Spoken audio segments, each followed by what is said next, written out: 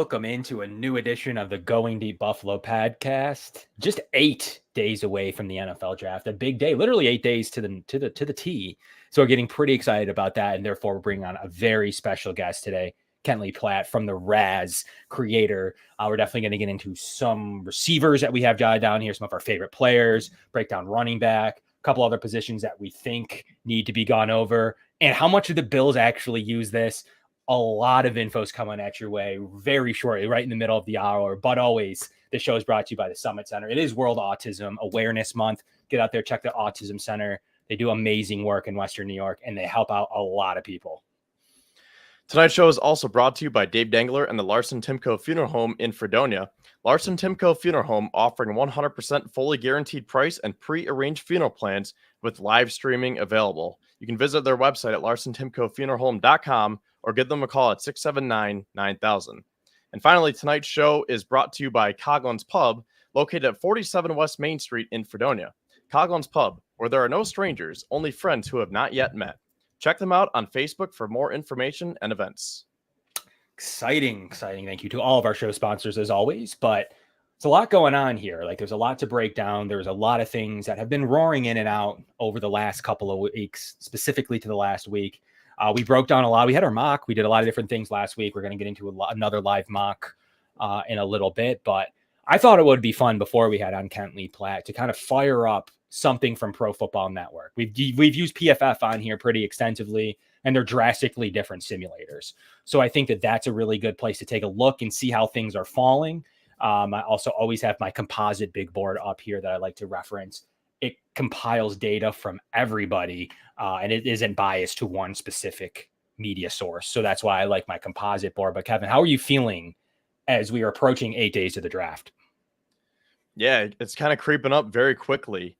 Last week we're talking about a couple weeks here, and I think I made the accident by saying we're 3 weeks away. Then afterwards I was like, wait a sec, we're already 2 weeks away. And today, as I was getting ready for the show, I was like, holy cow, we're 8 days away. And now the weather's starting to turn. So it's getting here very, very quickly. And next Thursday, here we go. Because there's like that weird phase after free agency, like the first 2 waves of free agency hit, and then there's that lull. And now all of a sudden, starting from probably this week on, it totally ramps up. So like the last few weeks have been pretty quiet, not too much news. Like the biggest news today that I saw was Rashad Penny's visiting with the Seahawks, stuff like that. You see draft reports. I don't know how credible this is, but A.D. Mitchell has had, attitude issues credited to like blood sugar levels. So that was from an account that seems kind of clickbaity, but he did reference a source. So there's just a lot of smoke at this time of the year, but it's going to start ramping up over these next 8 days.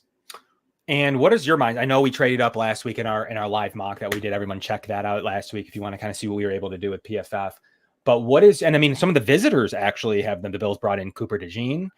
So I'm sure Bills fans would react very nicely to drafting a DB in the first round. Obviously, Latu has come in, much to be made about his injuries. So maybe we can get into that a little bit with Kent a little bit later here. But has anything changed on your end, Kevin? Has your philosophy changed? Are you thinking trade up for a receiver? Are you staying put? I kind of want to do an exercise here briefly after you answer to stay put. But tell me a little bit about where you're at today, 8 days before the draft. Well, we're on the same page because I think realistically, I still want the Bills to trade up because, again, nothing has really happened over the last couple of weeks here, specifically since we aired last Wednesday. But for this exercise, I'm curious to see what happens if we stay put at 28. Because last week we traded up for Brian Thomas Jr. And let's just say that he's already selected, or the Bills just flat out don't like Brian Thomas Jr. I saw a tweet that said that he didn't have one of the best interviews. I can't remember who tweeted that out, but I remember that he was kind of in the middle towards the bottom. So that could be a factor that prohibits the Bills from liking Brian Thomas. So I think it's important that we do another mock where we stay put, and then we can put it all together, talk to Kent, and then next week we'll run our finalized mock draft right ahead of the biggest night of the year in terms of the draft. Before we get into it, the Bills brought in Audric Estime here too, right at the buzzer for the end of their top 30 visits. The Bills seem pretty interested in running back. Like, it does seem like they're very much so going to select their top I can't really say what round. I've been thinking 4th round, but I do believe the Bills are looking for a running back too. And they're trying to come out of this draft with 4 years of control on a running back too. Estime could be a big fit there. You have Braylon Allen, a guy that they've liked. So Frank Gore Jr., there's a couple of names who the Bills have interviewed and or brought in for visit. So running back is one I'm going to ask about too, and how that translates. The Bills have drafted a bunch of running backs underneath Brandon Beane. You obviously have Devin Singletary, Zach Moss, and James Cook. So we're going to bring that all fairly early in the draft. So we're going to bring that up too with Kent and see what he thinks. Ultimately, how his formula plays a role at the running back position. That's definitely one we're going to touch on here shortly. But I think running back is a very big need, and we'll see if someone like Estime is the answer to that need. So it's going to be pretty. I think it's a pretty up there position that we talked about in years past. But I mean, I know you like a late round running back, but do you think the Bills may go running back prior to that, Kevin? I don't know. I mean, that's interesting because right before we were coming on, I did see that report about Estime. And I'm a Notre Dame fan, so I think this guy would be perfect. But how high do you want to draft him? Because I thought that he was a 3rd or 4th rounder, and I think his stock has been rising. But I just can't see the Bills taking another 2nd round pick on a running back, or even 3rd round for that matter. I mean, Singletary and Zach Moss, were they 2nd or 3rd rounders? I'm blanking. 3rd. 3rd, right? Okay, because James Cook was 2nd. Those two that I mentioned were 3rd rounders. I just thought that they would be going after a day 3 running back. And we talked about Isaiah Davis last week. I want to talk to Ken about him because I believe he had a very high RAS. So I know the Bills are doing their due diligence because I think this is a very important position. But how important is it? I mean, we're talking about wide receivers. We're talking about getting another safety. Do you want to take a defensive tackle in round 2? That could be a sweet spot there. Even offensive line for that matter. So how much do the Bills prioritize a running back? And that's why this is such a fun time of the year. It really is. And I think Brandon Beane has that archetype to like those day 2 running backs. I don't know that he loves the value at running back as the draft goes on. So we're going to have to see if any of that kind of real data. I mean, really every other year, it seems like he is taking a day 2 running back. So it is an every other year type of year. So it does seem like he may want somebody a little bit earlier than Bills fans are talking. Without the 3rd, though, I don't think they go in the 2nd. Wouldn't shock me. But I do believe that it is. That's why I'm just pigeonholed at the 4th rounders. I think that's the right mark. They probably won't want to wait longer than that. Yeah, and that's the thing. Like if the Bills had their 3rd round pick, it would be a different story.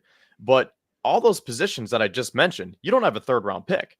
Now, I love what we did last week because not only did we trade up, we also traded back and acquired some picks, and we were able to sneak back into the 3rd round. So I think the Bills could do something like that because they'd still have a plethora of day 3 picks if they want to move up and regain that 3rd round pick. But as of right now, with only a 1st and a 2nd, and then all your day 3 picks, I just don't have running back that high on my list until Saturday.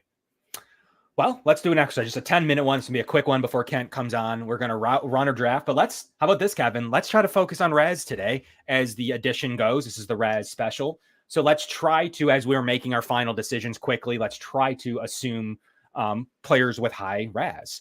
So that's kind of how we're going to do the guys. And we're also going to use Pro Football Network as well this time too, which is definitely going to see some new players. So we're going to fire that puppy up now. We're going to get Ken on the show, going to break down some of his favorite positions, and we're going to go from there. So I'm looking pretty forward to this one, and we're going to keep the athletic score in mind as we make these decisions. Generally speaking, we want to kind of keep with the theme. So I'm getting pretty excited. I do it anyways, though, which is no difference for me. It is something that I pride myself on, usually caring about someone's athletic score. And we're going to get into why. We're going to talk to Ken about why it matters. And I think the Bills care too, because I mean, look at some of the traits that they've gone after over the last few years. Guys like Josh Allen, Tremaine Edmonds, Greg Rousseau, AJ Epinesa. They do like these physical freaks with a lot of upside. So I don't remember exactly how all 4 of those guys tested, but They like the guys with those big physical traits. And the draft is underway. So we have already said no trades for today's specific show. So we're going to watch some of the names go off. It seems they're a little off on some of the quarterbacks here, but nonetheless, they have gone off the board. If the Bills like Brian Thomas in this mock, he's still on the board, just went to the Eagles at 22. So would that be Cooper DeJean? He just went off the board. Someone the Bills could have been interested in based on As we said, no trade for today. Well, there's a lot of them. Johnny Newton, another guy the Bills have said to be pretty interested in. So they're definitely kicking the tires on some non-receiver options here for their choice here. Now, here's where it gets interesting.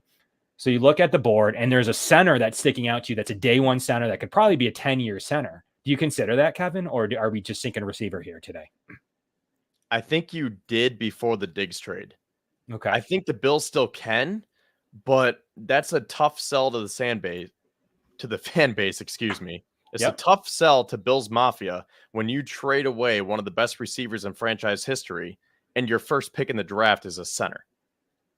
Yes. Yeah. I mean, you're not wrong. So here we go. So let's look at receiver. Then to your point, I think someone they really like and is Troy Franklin. They've done a ton of work on Troy Franklin. They've done every opportunity they can so we'll zoom in today here for you guys as well. But they've done every opportunity that they can to look at Troy Franklin, right? So I can't go too much more than that, but there we are. They've done every opportunity to break down Troy Franklin. And I don't know. That seems to me like not smoke, but what's your opinion on these receivers on the board? Obviously, Worthy is one of the highest RAS scores. Keon Coleman has a pretty high RAS. Ladd McConkey did well. So there's definitely some high RAS at the receiver position. What are you thinking? Well, Legette had a very high RAS. Actually, I believe he was 24th out of over 3,000. We'll have to confirm that with Kent when he comes on. I like Legette. I know you like McConkey. If you want to just, kick some names around here, just to make it interesting, if you want to go Troy Franklin for this mock, I'd be okay with that because I think there is more than just smoke there. I think the Bills legit like him. I've been hearing a lot of stuff over the last few weeks, and the more you hear, the more it makes you realize that the Bills probably are doing their due diligence on this guy because they think that he could be a realistic option for them. And then what about Xavier Worthy? He's the other name that has jumped out to me. He would do a lot of things well in this offense. So, we don't always take him in this. We had him as one of our RAS guys we wanted to talk about. What's your take on looking at Worthy here in this position with his blazing fast speed, his hands, his separation ability, his run after the catch? Like, that's all the things the Bills are looking for as well. Well, I'm not a Worthy guy just because of his weight. I mean, he's only 165, maybe 170 pounds. So I don't think that he is the top alpha dog to come replace Stephon Diggs, unless you can couple that and double dip in the second or third round if you get that third round pick back. But considering that we're going for the relative athletic score here, I mean, I would go Worthy if you want. But like I said, Legette is right up there too. So right. I know we don't have that much time, so I'll let you make the call here. We'll just go Worthy to be different. And I think that it fits with the scheme of the show. Here we go with the 937. To your point, 165 is on not even in the 10th percentile there. He's in the 3rd percentile for his weight. But everything else checks the boxes, that 40, that vert, that broad. We're going to have to ask Ken about that score in a little bit. So we're going to select him for now to keep this thing going. But I think the Bills would honestly be legitimately interested in Worthy. I think that they are. Yeah, I mean, if anything else, it's a good talking point for our show tonight because we really haven't talked about Worthy that much. And now with Kent coming on, we can say, hey, we picked this guy earlier. What can you tell us about him? For sure. RJ says he thinks Worthy would be a steal. Someone says hands aren't his selling point. I mean, according to his advanced metrics, they are. I think he was one of the lowest drop rates in the NFL or in the college football last season. So that was pretty cool to see. We got a trade offer. I don't think the Bills would ever do that anyways. Well, they would gather another second next year, but no. Well, they could double dip with Ricky Pearsall, a guy that would be a great fit. They also like Devontae Walker. I guess talk to me. You got Tyler Nubin on the board in this. Cam Kinchins. What are you feeling like here, Kevin? I'm going to say Tyler Nubin because I think he's going to be gone way before pick number 60.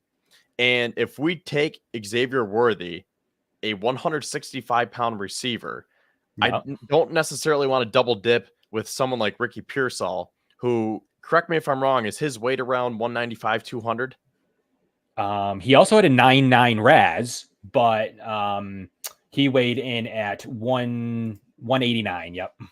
Oh, so a little bit less than I was thinking. Yeah, so Yep. if we're gonna have 2 wide receivers who don't even weigh 190 pounds, I need a little bit of variance. So I can't go with Ricky Pearsall if we're going with Xavier Worthy. And I think if Nubin slips, he is a day one starter. I think he is the best safety in this class. So I would go Nubin. Okay. I like the value for Nubin here, but maybe one of the reasons he fell, and I want to bring him up the safety class in general, 3.9 RAS. So that's concerning from an athletic profile standpoint, that generally speaking, and I want to break down some of the metrics to RAS. And is there markers you have to hit? I believe tight end has a firm one. Like if you're not over a 7 RAS, I don't know the exact number. You're not, it's like very minimal percent chance you'll ever be good. So it's very translatable when it comes to the tight end position. So I'm interested in the safety mark because his is low enough to where it does bother me a little bit. And hence, this is obviously a fake mock, but hence why he may be on the board in these scenarios that other teams would be a little bit concerned with his athletic score. Does that concern you? Like, what's your thoughts on that? Yeah, I mean, if he's below a 4, that could be concerning. So I would say take him, but I don't know. I mean, if we're saying for the sake of this exercise, we're going after guys that have good RAS scores, I guess you don't. But we could also take them, and then that could be another talking point with Kent and say it like, hey, was this a good decision? Like, did we like the value enough? Or is he probably is the best safety according to a lot of pundits, but according to your scoring, he probably doesn't rank that high. Right. Another thing I was thinking about here would be Chris Jenkins, a guy that would look really good out of Michigan, can do everything well, has about a 9 RAS. I think he could be another level addition to this Buffalo Bills defensive line. How would you feel about going with Jenkins here too? I think there's value on Saturday. So I would say we could find a defensive tackle probably in rounds 4 or 5, along with that running back. Okay. Well, let's fire Nubin then as a talking point then. Sure. Yep. Okay. I think regardless of his RAS, I mean, that is a very good pick right there. If he falls to 60, I think you have to take him. Yeah, there's a couple of guys right after him that the Bills would be interested in. Would be Cam Kitchens just went off the board. You saw Ricky Pearsall go off.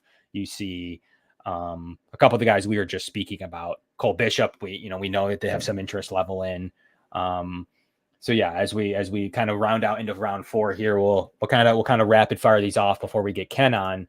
But aren't all mocks fake? Yes, they are. But my scenario where he fell was kind of the one I was making up. Was just saying he fell because of his RAS score. Well, he fell because it's a simulator, not because of anything specific.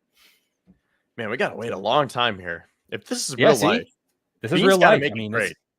I mean, it doesn't seem like he's likely to wait from 60 all the way, still going all the way down here to 128, but it's possible. It's very likely he could sit there for 68 picks.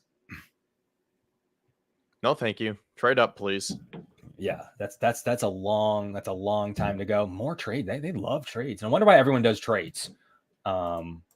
This generator specifically yells trades. Well, I got an obvious pick here with Malik Washington, but I'll let you kind of look through and see if I know a lot of people like Jalex Hunt. Marshawn Lloyd's a running back, but I know you like a couple later on in this. Rice is a guy that people seem to like. What are your immediate thoughts of where you're going to target here in the 4th? Well, I think for this, we could probably go best player available because the Bills have picks 133 and then is it 144 right after? 144, correct. So, I mean, really, you could get 3 back-to-back here. Yeah, I mean, if you want to go Malik Washington, okay. I would go with him. Malik at least to start with, and we'll see what comes off the board here. Nobody concerning overly. And we're back up on the clock. Just a couple picks. So that'll be fun, at least on day 3 when we have 4 picks apart. So that will be a kind of a pivotal moment here. So what are you thinking about at this stage now that you double dipped at receiver and you got your safety? So you kind of shore up some issues. They have Isaiah Davis pretty high here, Kevin. Yeah, remember last week I said that there was a site that I saw him ranked 145, 150. Well, there you go. There it is.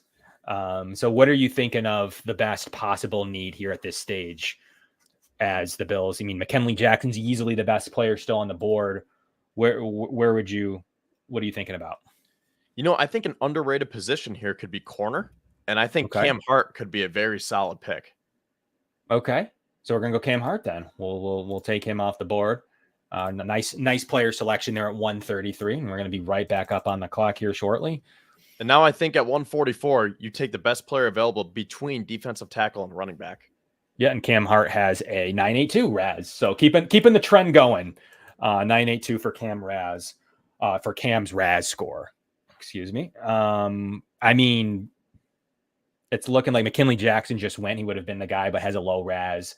Sorry to be harping on that, but that's kind of the theme of the show tonight.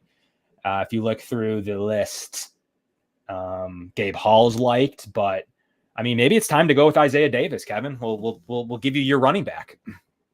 Unless you go with Tyler Davis, defensive tackle from Clemson. Do you like him? He's not, I don't love his film, but I think he's got a chance to be decent. So I think at this stage, if the Bills haven't gone running back by this pick in the 5th, I think they'd be itching at running back. So it's up to you. I mean, obviously you probably prefer Isaiah Davis to Marshawn Lloyd, right? Yes. And man, I forgot the Bills pick a 160 too, because we made all those trades last week. So I forgot that the real life Bills have all these picks within this same radius here. Yeah, they do. They pick a lot of picks here right in a row, which is interesting. I got one guy sticking out to me like a sore thumb. Okay, and he went off the board. I was thinking Zach Zinter was a guy I was thinking that the Bills would want to go with the interior side of the O-line. Bills have yet to address center here in our mock draft.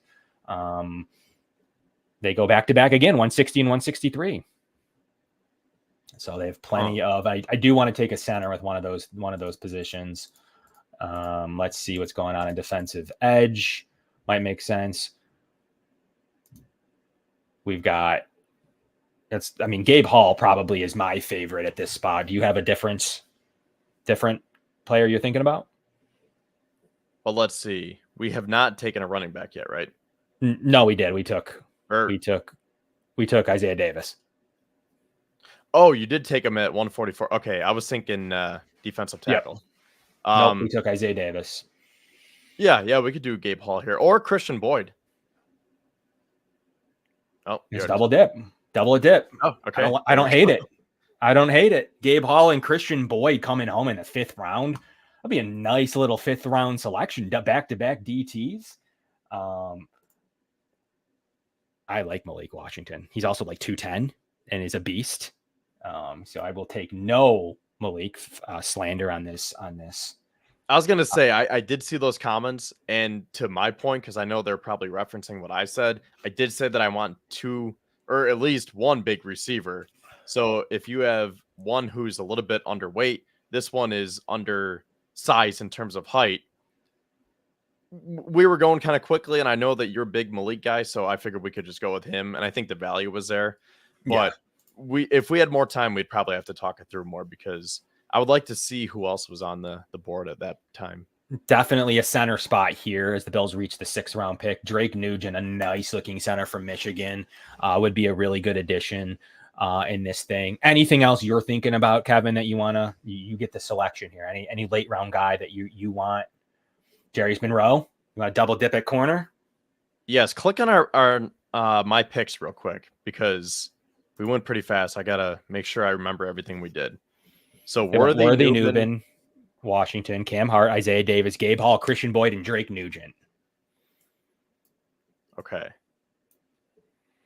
So, do we go edge rusher? Could. You have 2 picks left. You're going to lose your guy. Okay, so the Bills have 204 and 248. Yeah, according to this, we could double dip with Monroe. Okay. Is there an edge rusher? Not one that jumps out to me at this stage. I do like Gabe Murphy later. So that's why I'm saying if we like Monroe, you'd want to select him here, be done with DB. You come away with some good looking DBs in this thing. And then we're going to probably focus on edge here to finish off our mock experience. But I'm going to get Kent Lee Platte on here very shortly, which is going to be fun. Okay, yeah.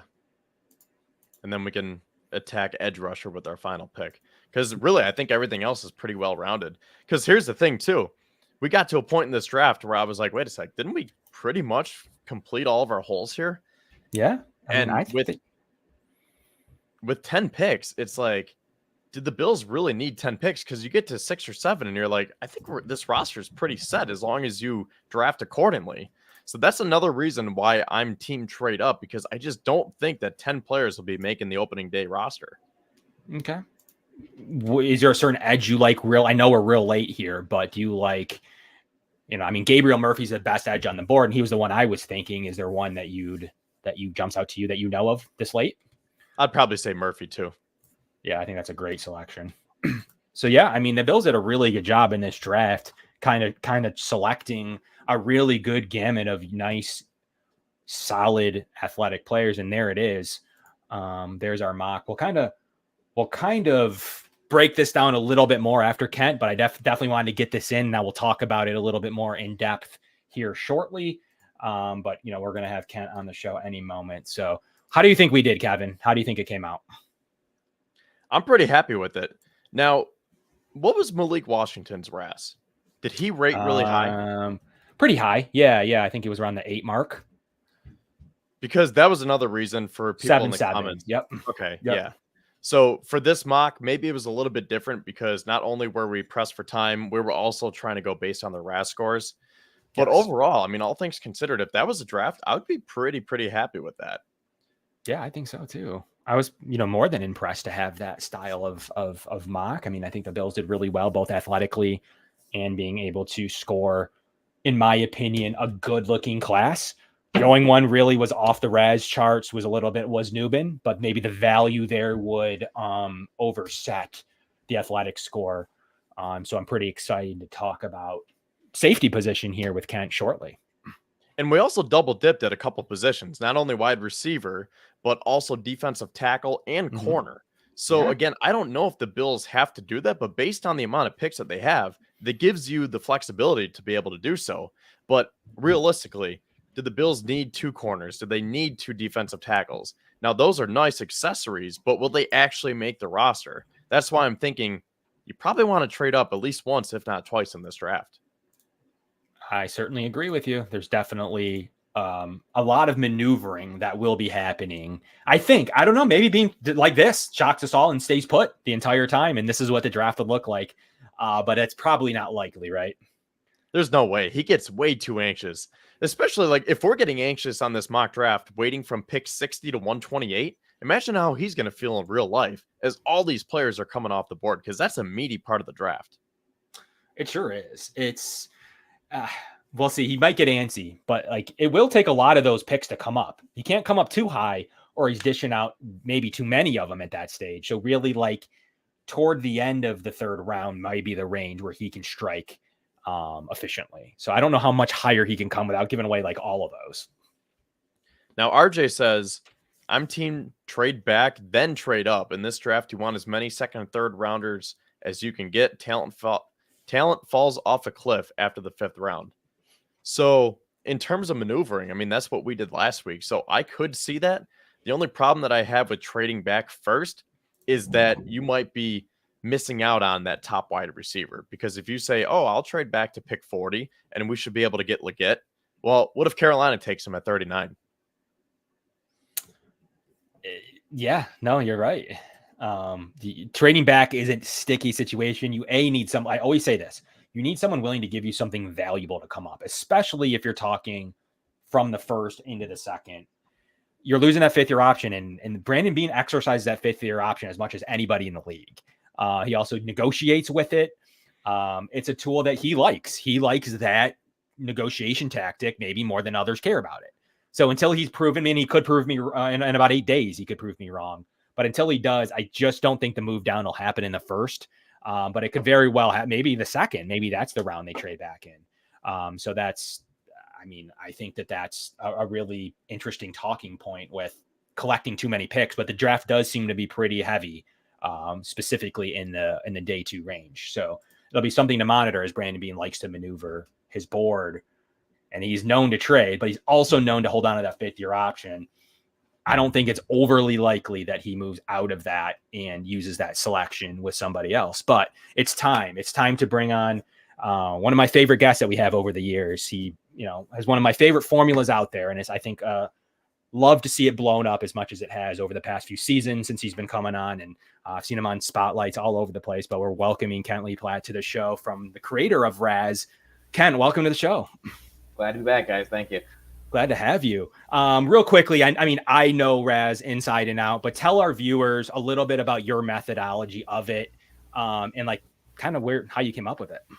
Yeah, so RAS has been around for a little over a decade, and what we do is we take player testing data and we compare it to their position group since 1987, and we produce a 0 to 10 score. Everything about the metric was designed to be simple and easy to understand, so everybody can understand 0 to 10. You know that 0 is not going to be the good one, and you know then that 10 is going to be the good one. Everything's stoplight color-coded, red, yellow, and green, so when you see the cards, you can very easily at a glance determine whether a player's score in any particular metric was good, bad, or in the middle. All of those individual scores are compiled and given an average. The average is then scored on a 0 to 10 scale, again comparing against the position group to give you the overall RAS of a player from 1987 to their draft year. Some of these positions are getting a little bloated. We have about 3,500 receivers now. The database itself is over 26,000 players. It keeps getting bigger every year, and just going to keep getting bigger the more and more drafts we have. Yeah, I was going to ask you about that. So tell me about that as you get more and more of a sample. How does that affect your overall formula? And then from there, are you starting to see players on that regards? I mean, I've been, obviously the Bills are very interested in receiver. We'll talk about them in a minute, but it just seems like you've had some really athletic, some really high scoring receivers. I was looking through all of them and it's like, wow, there's the majority of them are scoring 7s or better. Is that planned, you think, or is that just due to the athletic nature of the position? It's mostly due to how the data is being presented. When we have a year where we have access to pro day data, so obviously not the COVID years, and prior to about 2005 rather, we didn't really have a whole lot of access to that kind of data. So you'll see a lot of the higher scores in that range. And if you're on socials, you'll usually see the higher scores because it's just very labor intensive to post all of these. I post a receiver, which we did today. I post.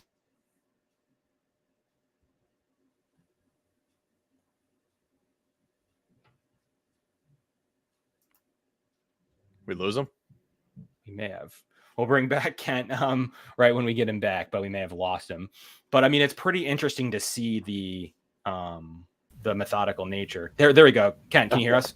Yeah, sorry. I could tell that I dropped. Sorry about that. No problem. No, go ahead. So I guess talk to us about what you were saying about the receivers as you were tweeting them today.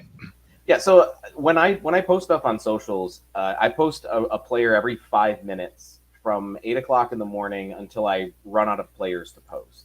And with the wide receivers, just doing players over 5, I ran from 8 o'clock in the morning until like 7 at night. Like it runs all day just because there's so many players out there. So if you're only getting RAS from social media, you're going to see those higher score guys more often. We actually have more high score receivers than we do any other position, but we also have more low scoring players at receiver than any other position. It's just that there's a lot of receivers. I mean, there's so many receivers every year. It's the most populous position, and there's multiple types of receivers. You have a bunch of different kinds of guys that you see. So it isn't so much that they're more athletic. It's just that there's a lot of them. So you're going to see. And you only see, okay. That makes sense. Yeah, you'll see more and more of those guys. This is a pretty athletic class, though, especially at the top. Usually we'll have a couple of guys that are ranked in the top couple of receivers that didn't score in that 8 and above range. They're usually in that mid-range, 5 to 7, just because of how player type works at receiver. But we didn't really have that this year. For the most part, the receivers that are rated really highly all tested.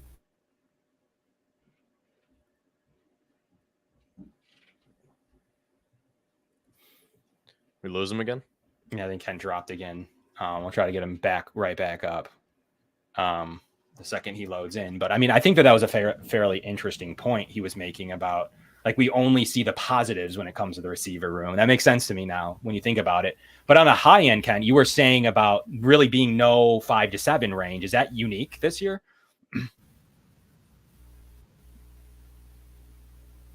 Sorry, I missed if you were asking something. I'm apparently having some Wi-Fi issues. No worries. Did you see the middle class, like the 5 to 7 range? Is that new to not have a big bloated version there? Or like you were saying, is that fairly different this year? We had quite a few of those. I think what's different this year versus most years is there aren't a lot of those guys that are at the very top of the receiving grade group. We usually have a few just because receivers, there's a lot of different types of receivers, which means you need different types of athletic profiles. They're not all going to be, super, super athletic guys, and they don't need to be. But this year, the guys that we got generally tended to be those super athletic guys. We didn't really have a whole lot of guys in that mid-range that are ranked super high. There's still a bunch of them in the mid-rounds, and we might see a couple of them day 2. But for the most part, it's just kind of where this year has landed in terms of the guys at the top versus the guys in the middle. So would you agree that based on, what all the analysts are saying, does your formula support the idea that this is a very top-heavy class in terms of the wide receivers? Because, as I'm sure you know, the Bills are in desperate need of finding one, if not 2 wide receivers to replace Stephon Diggs and Gabe Davis. So based on your numbers, would it be smart to go after 1 or even 2 wide receivers within the first 2 rounds? Or do you think you can find those gems on day 3? So I would agree that the numbers say that it's a little top heavy. Just like I was saying, a lot of the guys that are ranked super high in this class are really good testers. That's just how this class kind of shook out. And it kind of plays out that way as you look at the talent level of these receivers too. Is there the guys that are kind of lower down, they have a bit more flaws, and I don't think the athletic profile really plays into that as much. Again, there's a million receivers every year, and we didn't really even have any guys that were like really bad testers at receiver that were rated in the top 300. I don't think we really had more than 1 or 2. But as far as drafting receiver has the highest miss rate in the NFL. There's no position that you will miss at more likely than wide receiver. The hit rate in the first round for wide receiver is actually worse than the hit rate in the second round for wide receiver. Not by much. It's like a fraction of a percent. But it's the only position where it's worse in the second round than the first round. And it's the only position where it's that close in the first round and the second round. If you're going to double up on receivers, go early because that fail rate doesn't get better. It gets worse as the draft goes on. We always remember the big hits from the mid and late rounds. But again, there's a lot of receivers, and a lot of receivers get drafted. Most of them do nothing. You'll never hear their names on game day, or if you do, it's every now and again. They don't become stars. So there's always that element of luck in the draft. But in terms of drafting for the potential to actually hit, you want to take your players early regardless of position. But wide receiver carries so much extra risk just because it's such a low hit rate position. Do you subscribe now to a certain number? So if you were in a draft room, just use the Bills, for example, or the Lions. Like if you were in a draft room, is there a number, like I know we've talked about this at tight end in the past, but is there a number like they're like, man, that is just not athletic enough, or no? Obviously it's a moving scale, obviously based on film, production, all types of different metrics, advanced stats, whatever you want to use. But are you eventually at some point like that dude's not athletic at all? Or is there not really a number that moves you like that?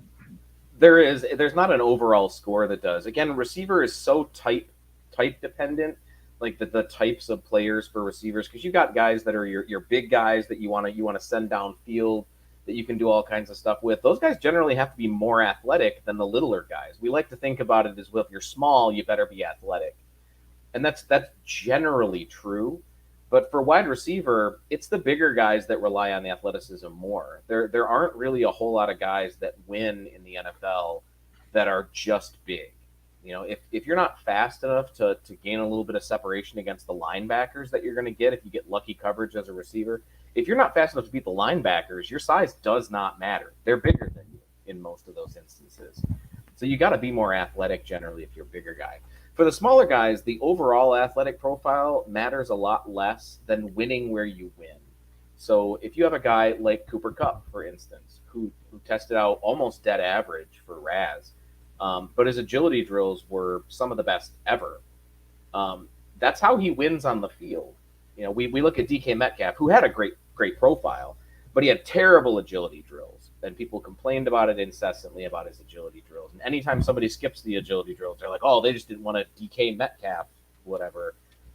Nobody was caring. If you watched him play, nobody cared that his agility drills weren't good. You weren't asking him to do those things anyway. You're not asking him to make those sharp cuts. So why does the testing matter that he can't do those things? If you're looking at a receiver that is a speedster that you just want to get downfield fast, he better have a good 40. That's what he does. That's where he wins, right? So you want him to have that trait. If you got a guy that's you like him in the slot and you like him being really quick and really agile, his agility drills should be good. Same thing for explosive guys. If you need a guy that's going to be able to burst off the line, if you need a guy that you need to break press from really quickly, those are the types of guys that you want for those explosion drills. You know, you're looking at those individual traits rather than just the overall athletic profile at wide receiver. And because you're generally talking, again, because the hit rate is so low, you're looking at the mid-range and the late and the mid-round and the late rounds.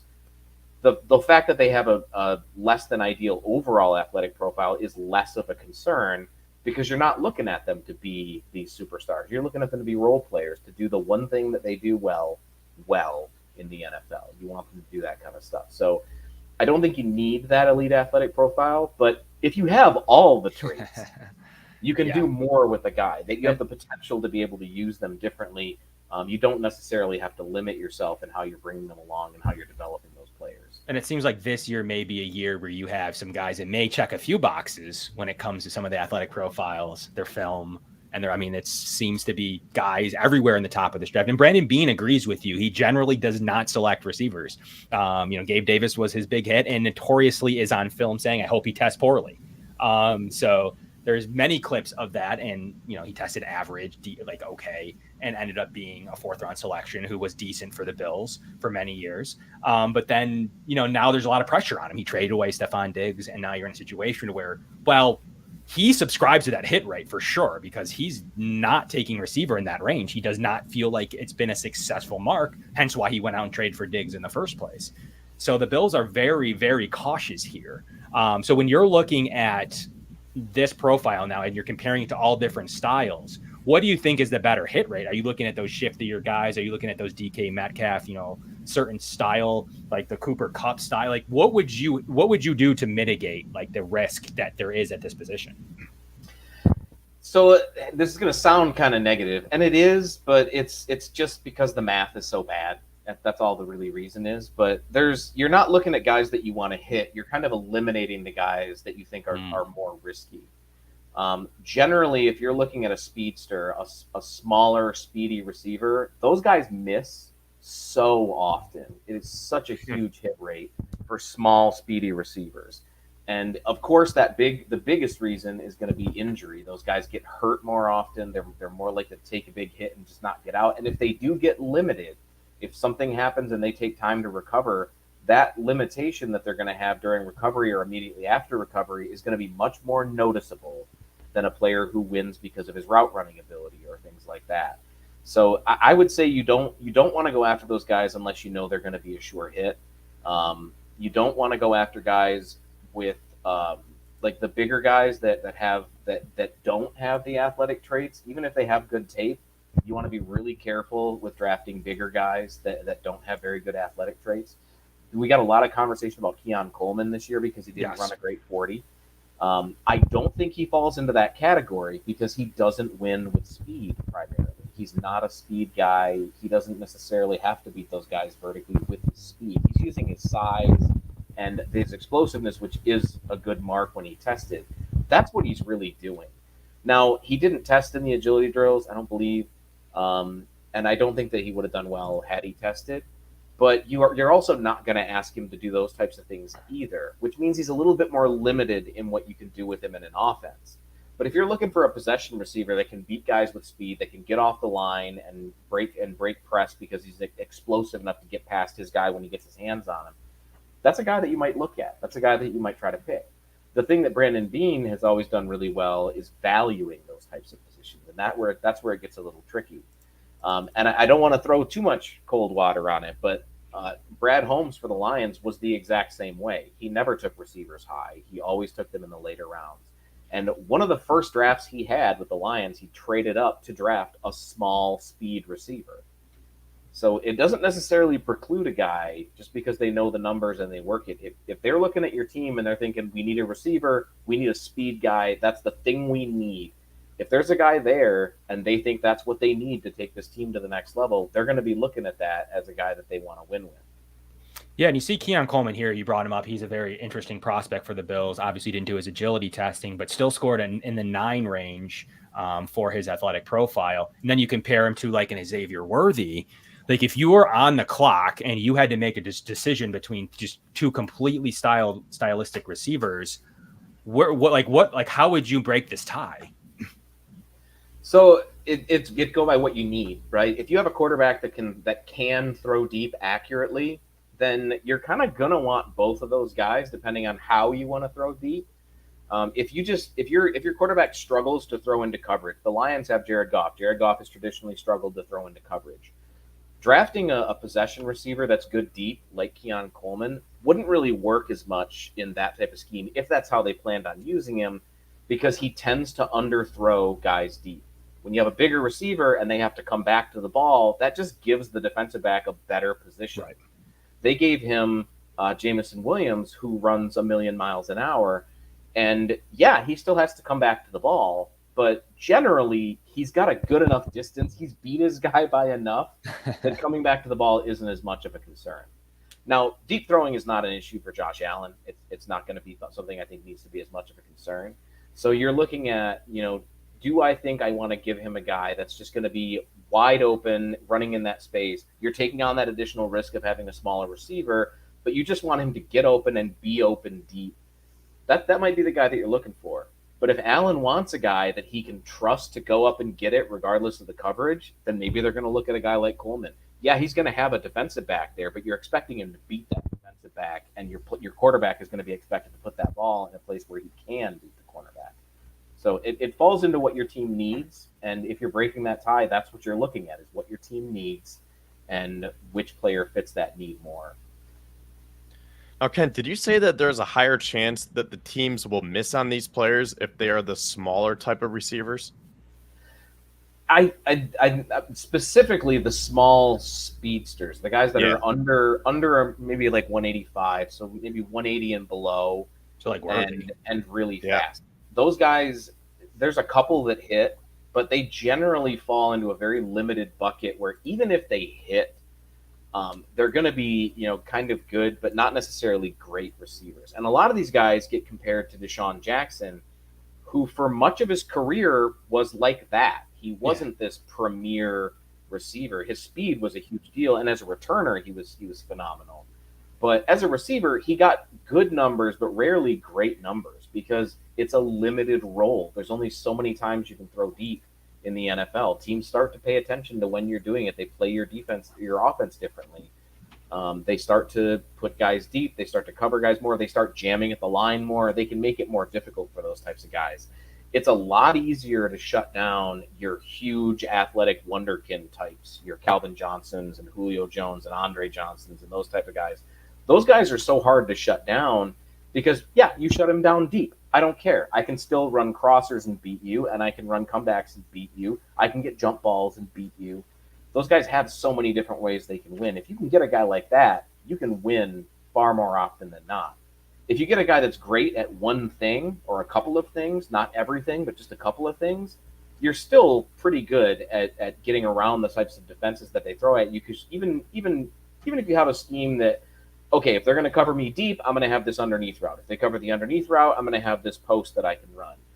It's easier to do that when you have a guy who can do a couple of things. When you have a guy that can only really do one thing, they're much easier to shut down. And one of the other big downsides to those smaller speedster types is generally they only have the one thing. It's been a running gag for me when we start talking about these guys every year, because every year one of those guys comes out, and every year it's like, he's not just a speed guy. Right? He can do all these other things. And you put on the tape, and 99% of it is speed. It's just speed. And it's like, I really don't care that he can do this on 1% of his snaps. Like, he's probably not going to do that in the NFL. And most of the time, that's the case. Not always. There are a couple. I don't want to dissuade from taking guys that are able to do it. You don't want to look at everybody and put them all under this umbrella. But it is a tendency to have those types of guys and have them struggle. I'm glad this came up because I think this is the crux of where we're at right now. Not only for this show, but for the real life Bills as well, as we're trying to find that perfect wide receiver. Because Kevin and I were going to bring this up because we did a quick mock draft before he came on, and we were going based on the RAS scores. We said, okay, let's try to find guys who tested really well for the sake of this episode tonight. So we took Xavier Worthy at pick 28 for the Bills, but I'm a big Xavier Legette guy because I told Kevin, I said, okay, for this, we can go with Worthy because he's the best player available on the board. He tested very well, and we haven't really talked about it much. So I think it's a good talking point. But I'm very concerned that he only weighs 165 pounds because he is what you were just talking about, that smaller, speedy guy who doesn't have many ways to win other than with getting down the field with that burst. And I think the Bills are trying to replace Diggs and Davis. So you're going to want an all-around receiver, someone who can block, someone who has that contact balance. So for me, I would probably pick someone like Xavier Legette because he has that size. He has that freakish athleticism to him. And like to me, he reminds me of A.J. Brown and DK Metcalf. So if it were up to you, based on your testing and your formulations here, who do you like more specifically for the Bills, Xavier Worthy or Xavier Legette? It comes down to Legette for me for all of the reasons that you mentioned. Really, you got a guy that's bigger. He's more likely to be able to take some of those hits or box guys out with his body. That's something that Worthy's never going to be able to do. Even if you get past the weight, he's just a small guy, right? He's never going to really be able to use his size to create separation. It's always going to be his speed and his quickness and his explosiveness. And those are great traits. Don't get me wrong. Those are great traits to have. If you can have them, have them. But Legette has those, and he's also bigger. So it's not that he's missing something and Worthy has that. He's got the same types of traits. He doesn't have that all-world speed, but there's a million studies that people have run showing that, the fastest players in the NFL don't really succeed long-term. And they look at guys like, Jerry Rice and that fake 40 time that always gets thrown around for him. Yep. They do it with Larry Fitzgerald too. If people like to say that he ran in the 4.7s, he didn't. He ran a 4.49. I think Jerry Rice ran a 4.59, if I remember Bill Walsh saying. But they didn't run 4.2, right? They weren't super speedsters. They're fast, but not elite tier speed. So if you want a guy with that kind of speed, you can do a lot of stuff with them. And there are things that you can do with those speedsters that you can't do with anybody else. But Legette's not slow. Like he ran a 4.39. He's got plenty of speed. That's a 95th percentile run. He's got plenty of speed to do that kind of stuff. You can still do pretty much everything you want to do with Worthy with Legette. You can't do everything you can do with Legette with Worthy. Now, correct me if I'm wrong, because I looked into this, and a couple of weeks ago I said right off the bat, these guys remind me, as I just mentioned, Xavier Legette reminds me of A.J. Brown and DK Metcalf. So I'm not sure if these numbers are accurate, so I'm glad that you're here to confirm these. So Legette was tested out as a 9.92 RAS. Is that correct? It's 9.9 now. We run it every so often. So guys from the current year change by a little bit as we go along. But he's at 9.9 right now. Okay, and then I found A.J. Brown had an 8.99. Do you remember that off the top of your head? I don't, but I can pull it up as a comp and see what it looks like. Okay. But that sounds about right. I know he wasn't in the nines, or at least wasn't high up in the nines. Yeah, and I think you said DK tested really well because I had him with the 9.66 RAS. Yeah, he had a great RAS. He just didn't have good agility drills. His agility drills were terrible. All of his other tests, including his size, were so good that it didn't really matter that much for his final score. A.J. Brown, if he were to come out in 2024, would have an 8.81. So I don't remember what his actual one was, but if he were to come out now, he'd still be in the high eights. So you see we have Legette on Legette your on here screen now. Yeah, 9.9. Yeah, I mean, those numbers are all great because, like you said, he seems like the complete package. He has the size, he has the speed, the athleticism. The only knock on him is that he's pretty raw because he didn't do much his first few years in South Carolina, but then he really popped off this last year. So it's like, do you really want to test it with him and say, you might need some time to develop. That could be a lot of pressure for that rookie to take over as that wide receiver one, who still needs that time to develop. But for the sake of this conversation, this might be the guy to try it out on because of that athleticism, right? Like, you think that you can develop him because he has all those traits. Yeah, and we like to see our draftees immediately succeed, right? But the projection and improvement in the NFL is not linear. Guys don't develop in a linear fashion. It's not Madden where every year they're going to go up by a certain amount as long as you keep giving them the ball. You know, guys develop at different rates, and I mean, you guys have the perfect quarterback to give you an example of how players develop differently. It's the same thing for receivers. You know, if you have a guy that comes in who's a little bit rougher, then maybe you want to bring them along a little bit slower. You give them the probably the same number of snaps as you would give your first guy, but you don't give them as many targets right away. You try to ease them into the offense. You get a possession receiver or a different receiver with the same skill set to show them this is the type of stuff you're going to be doing. These are the types of coverages you're going to see. And then over time, you just develop them into that guy. They don't have to be that guy year one. You know, the guys can develop over time. Wide receiver is no different. And sometimes you just have to accept that development takes time, you know. Do you now? Okay, so a guy that's much contested that Bills fans love to argue about. There's so many people that like him is Ladd McConkey. Where do you stand on his? You know, some of the. I mean, obviously we can't really comment on these injuries that he may or may have not have had throughout his career, kind of like Latu as well. But where do you stand on McConkey and how you see him translating within this gamut of the guys we just broke down? Now you throw in Ladd McConkey, that quicker, like he's testing really well at his pro days. That agility looks good. The footwork looks good. And Josh Allen loves his guys to get open. So like, where does he stand in your camp based on what you've seen? So we talked about typing, and I mentioned Cooper Kupp. It's the same type of thing where he uses his agility to win. That's how McConkey plays. He plays by being an agile, quick guy, and he tested immensely well there. He had a 98th percentile shuttle drill and a 93rd percentile cone. Great times. He also ran a phenomenal 40-yard dash. He ran a 4.39, which is extremely good. So you got a guy that's fast and he has agility. You got a blueprint on how you should be using him in the NFL. And oh, look, his explosion drills weren't bad either. So he doesn't really have any deficiencies from an athletic standpoint that you need to be concerned with. And if you watch him on tape, there aren't really a lot of deficiencies that show up from an athletic standpoint. He doesn't have any issues getting off the line. He doesn't have any issues with acceleration. He doesn't have any issues changing direction. These are all areas that are either a strength for him or at least not a concern. I don't think he really plays up to that 4.39. I don't think he really plays like that fast of a player, but he definitely plays to those agility drills. He is a very quick player who can change direction very fast.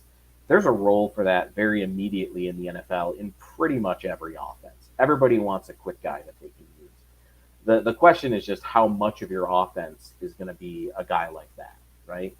And the job that McConkey's going to have is just making himself that guy. You know, he's got to be able to show that he can do those types of things. So he's got a definitive role. We've seen guys like that every couple of years. They're not an uncommon type of receiver. The blueprint is there. He's got all the traits. Put him in a position where he can win and give him a quarterback who can get him the ball. Interesting. Yeah, he's definitely a guy that the Bills are keeping a close eye on, trying to keep him away from the Chiefs as well. So it'll be interesting to see where McConkey ends up going in the end of the first or the early second. Are you someone that would trade up for a receiver? I generally don't like trading up for high miss positions like receiver. Okay. Yeah. If you're trading up, it's got to be for a position of it's got to be for a quarterback. Obviously, you can trade up for a quarterback, or it's got to be a position that hits more often than not. So your offensive tackles are generally going to hit when they're higher drafted. Believe it or not, running backs. I don't necessarily believe you should trade up for a running back, and even taking one in the first round can be contentious. But if that's what your team needs and your team trades up for a running back, the hit rate is really good. So fine. If that's your thing, cool, do it. I would definitely trade up for an offensive tackle and a pass rusher. If Okay. those guys were available to me and I like their tape enough, those are the guys I would trade up for. I would not trade up for a wide receiver, a tight end. I probably wouldn't trade up for an interior lineman. The hit rate is really good in the first round, but it's also really good in the third round. So maybe just take the value there. So you're not someone that would go all the way up for Odunze for the bill. Like, it's been talked about, and especially after the Diggs trade, people are inferring they go to the top 10. I won't say no to that specific receiver. Okay. I am a huge Rome Odunze fan. Very big fan of him. So I won't say no to him specifically. But mathematically, I wouldn't. No, I wouldn't trade up. The hit rate, the likelihood that Neighbors, Harrison, and Odunze all hit is almost zero. And if you watch any of those players play, that seems crazy. But the chance that all three hit is practically nothing. So it's wild how that works out. Bills fans are notoriously kind of jaded by Sammy Watkins in a super class, coming up to do the same thing, trading away a lot, but they didn't have a quarterback. So that's mainly the excuse used for Sammy, and Sammy was good. And that was mainly the excuse. But this reminds me of that scenario where is the player that you could get around your spot and the picks you keep, is that a better draft haul to you than coming all the way up to see Odunze? And maybe it's not Odunze. What if it's Neighbors? Like, I'm not exactly sure. And then we have talks about, is Brian Thomas Jr. ahead of those guys we just broke down? Do you see him in the same camp as the Legettes and the McConkeys and the Worthies, or do you actually see that slight second tier? I don't think it's even a slight second tier. I think the drop off from the first three to the next group is fairly sizable, but I don't think that's an insult to that second group. I think it's just a testament to how good Harrison, Neighbors, and Odunze are as prospects. I think that second group of receivers are still a very talented group, and this is the guys you're going to get outside of the top 10 in the first round into that second round. You know, it's a pretty thick group of guys. I think there's a lot of talent there. There's a couple of players that I'm not entirely in on, but I think it's a very talented group. It's just those top three are so ridiculously talented. And there's so much insane tape of those guys just doing things that they should not be able to do. So I think it's just more a testament to how good the top of this class is there. And who do you like? Sum it all up for us. Like, who is out of all, like, minus the top three? Obviously, you come up and get one of those. You know, that's what it is. But who do you like out of the next tier? If you were to select somebody right now, and you could do it in the Bills' perspective or even in general, doesn't matter. Are you thinking Brian Thomas is better than the group of two, or are you thinking, like, are you a Legette? Seemed like you were pretty high in Legette. So where are you at now as you sum it all up and you look at Legette and Worthy and Adonai Mitchell and Keon Coleman, maybe somebody and Troy Franklin? Like, where do you like? It seems kind of counterintuitive the way that I rate players myself, because I run and maintain the Pro Football Network mock draft simulator. So I literally have to put these guys in an order by number, right? I have to do that as part of my job. Yeah. But from a personal standpoint, when I'm evaluating, I grade more by tiers. And when I'm looking at guys like Brian Thomas and Mitchell and Worthy and Coleman, McConkey, Franklin, Legette, Polk is probably there. Technically, I have Malachi Corley there in my rankings for the PFN sim, but I don't personally have Corley that high.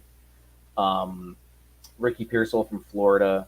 All of those guys kind of fall into that second tier because they're going to get drafted, late first or somewhere in the second, maybe the early third round.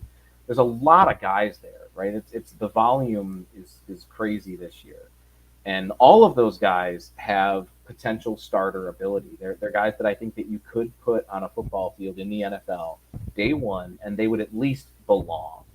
And all you'd have to do is find different ways to keep them integrated in your offense and find ways to develop them. But I think all of these guys, as they are right now, they fit in an NFL offense. There's a way that you can get them on the field in the NFL. So it's finding the need that you have there. If you have, if you're looking for a speedster, you get a guy like Legette or Worthy that we talked about. You want your possession guys, you get a guy like Coleman. You want your quick guys, you get a guy like McConkey. Those guys are there. You're just trying to find whatever fit for whatever needs that you have. Do you have a personal favorite if you were to end all be all, fit your team, let's just say any type fits? Like, give us Well, your, if I can't draft get crush. Adunze, which I can't because my team's picking too late. Yes. So I can't get Adunze. I actually talked a little bit, I think it was yesterday, about players who didn't score in the elite range that I still really liked coming into the NFL. I think they have a very clear fit when they come to the NFL. So skipping over the guys that they've got all the traits and stuff, but guys that I wouldn't necessarily bring up. I like Jamari Thrash out of Louisville. He's a very explosive guy. He doesn't have all the athletic traits that you're necessarily going to want, but he's got a very clear translation into the NFL. It's a very easy. You can watch him play and very easily figure out how you're going to use him when he gets up into the NFL. And then I tend to like the smaller school guys that you don't necessarily hear of on a day-to-day basis. Ryan Flournoy from SEMO is a guy that I really like. I like Josh Cephas from UTSA. That might be a little bit of UTSA bias. I lived in San Antonio for some time. I was a huge UTSA fan. So that might be that creeping in a little bit. And then what was the guy? Cole something, I think. The Bills brought in. They're interested in that style. Definitely. Like, are you in on Malik Washington? Are you like the draft community loves him? I love him. Do you see his translation with his like he's 5'8", but he's got that 210, 220 frame and he runs people over. So are you in on him? Because I know the draft community loves him. It's like, where do you stand on him? Yeah, I really like him. The size is going to be an issue. You know, he's 5'8.5", 191 pounds. That's really, really small, right? Yeah. And when you have a guy that's really small, they got to have somewhere else that they can excel in. He's a very explosive guy. That's usually not the trait, right? It's usually speed or quickness. It's not usually a 99th percentile explosion score.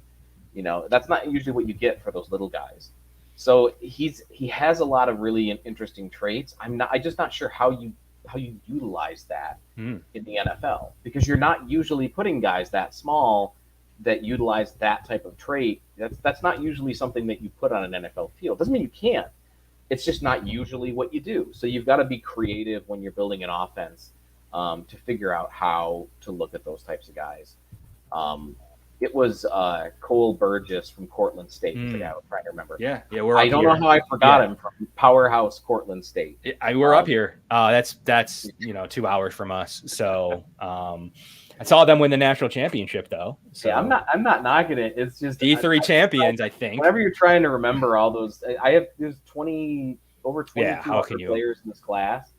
And like I'll run into that all the time. And what hurts me the most in this class is there's so many guys with fun names in this draft class that it makes it hard to remember the guys with normal names.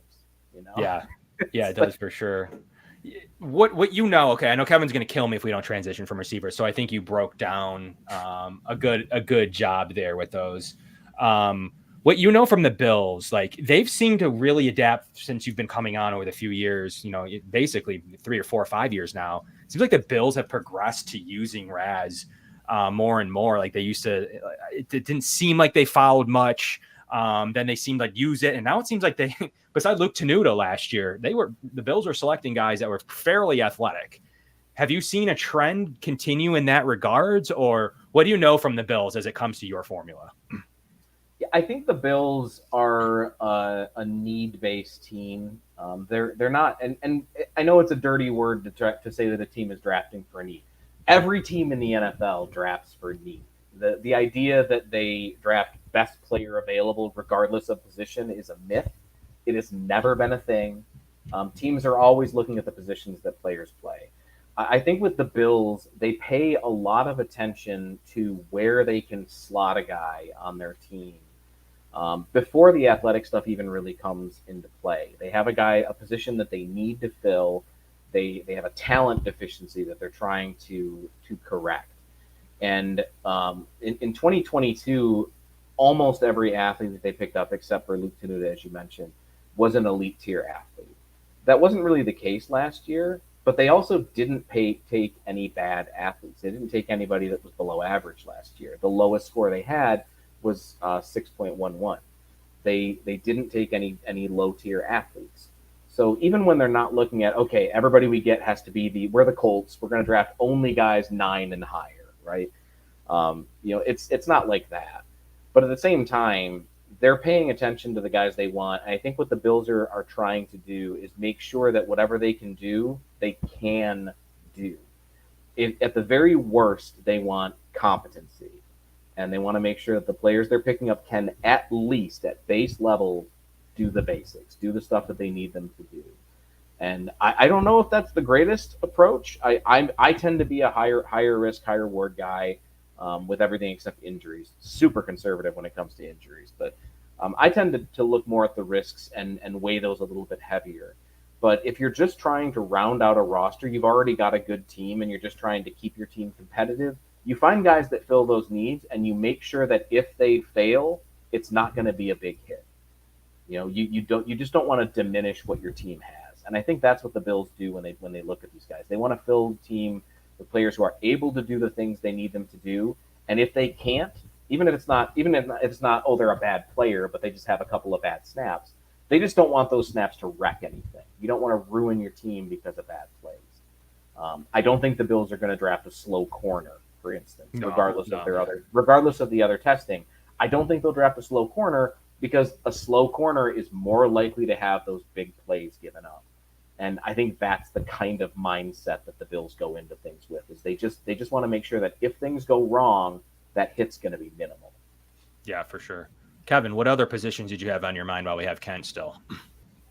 Well, I definitely want to talk about running back and then safety and defensive tackle if time allows, that is.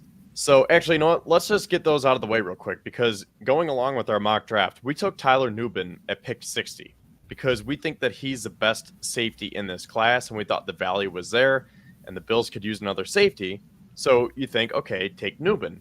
But then his RAS score was not that great, correct? Him and Cam Kinchens, the top two safeties for a lot of people, both tested really poorly. Kinchens at the combine, I think Nubin did everything at the pro day. I might be wrong on that, but I'm pretty sure he did everything at the pro day. But you really want your safeties to be just like your corners. You want them to be really fast and really explosive. You can hide some lower athletic traits by making them up in other areas. Brad Holmes, that the Lions picked as their general manager, that was his moneymaker when he was with the Rams, was finding those types of guys. The guys that fall in the draft because they don't have the greatest 40-yard dash, but they're explosive or they're quick, and they're able to make up whatever lack of speed they have with other traits. So if a guy doesn't test all that great, does he make it up somewhere else? You know, is there another area that they test well enough in? Kinchens didn't score that poorly for his speed. His speed was actually fairly fine. It was a 4.59 for a safety. That's decent. It's not great, but it's decent. His explosive drills weren't terrible. They weren't good. His agility drills were bad. They were really bad. So I wouldn't put him in a position where he's got to use that if you're going to draft him. But he's clearly got the range. And I think that shows up when you're watching him on tape. You can see that range, that he's able to cover a lot of ground. And his testing kind of backs that up. So if the tape is good enough and the athletic testing, it shows up in the areas that you need it to show up, I don't think valuing that on day two is too bad. I don't think that's too much of an issue. Now, I wouldn't take that risk in the first round, but I wouldn't have too much of an issue doing so on day two, and obviously day three. Is there a safety you like? Who would you pick at the safety spot? Seems like a weird year at that position. Yeah. What works for you? The Lions, even kind of predating Brad Holmes, they've kind of focused on corners who can convert to safety or safeties who can play nickel. So I'm looking at guys like Cooper DeJean, who has that safety cornerback versatility, that type of ability. The downside of that is those types of guys generally tend to not be very well hyped up. Like, you don't get a whole lot of hype around those guys because in most NFL or most college defenses, those guys are role players. They're not really super high up in how their teams are used. They drafted Brian Branch last year, and he was used like that a lot. They moved him around all over the place. There aren't really a whole lot of guys like that in this class that I really like. I don't have a whole lot of safeties that I like in this class. I got a lot of corners that I think you can convert to safety, but not a lot of safeties that I think are good enough on their own right to be drafted early. Do you like someone like Cole Bishop on day 2 or day 3? he's got the athletic traits. Cole Bishop has the highest RAS for any free safety in the class. Very good speed, very good explosiveness, great size for a safety. He has all of those individual traits that you want.